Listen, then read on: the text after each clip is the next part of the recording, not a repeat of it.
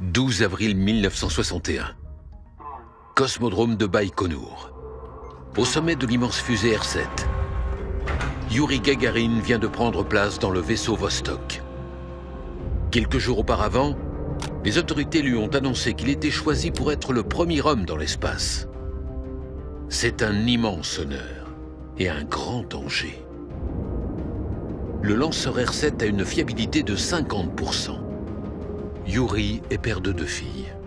Il a écrit une lettre à sa famille. Elle ne sera envoyée qu'en cas d'accident. Dans la salle de contrôle, Korolev n'a pas fermé l'œil de la nuit. Il connaît les risques. À 6h07, les 4 propulseurs du moteur principal s'allument en même temps. Leur puissance est considérable. Le pouls de Gagarin s'accélère brutalement. À la radio, il annonce « On est parti !» Dans la capsule, tout tremble de partout. Youri Gagarin est cloué à son fauteuil par l'accélération. À la radio, Korolev lui demande s'il va bien. Il répond « Bien, et vous ?» Après 60 secondes, le premier étage a épuisé son carburant et se détache. À 6h12, le second étage est largué à son tour. Vostok continue sa course.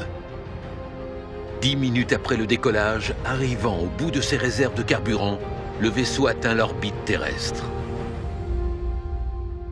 Pour la première fois de l'histoire de l'humanité, un homme est dans l'espace.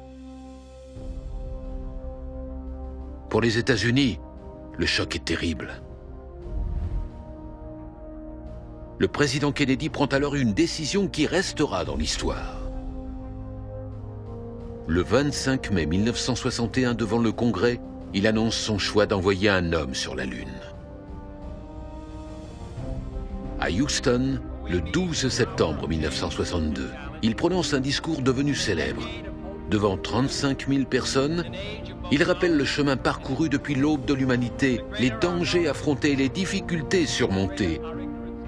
Pour lui, l'humanité ne peut progresser que si elle se fixe de nouveaux défis.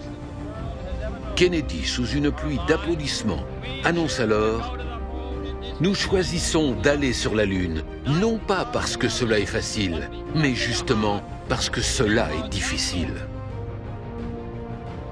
Ce discours, accompagné d'un effort financier important, lance la NASA vers la Lune.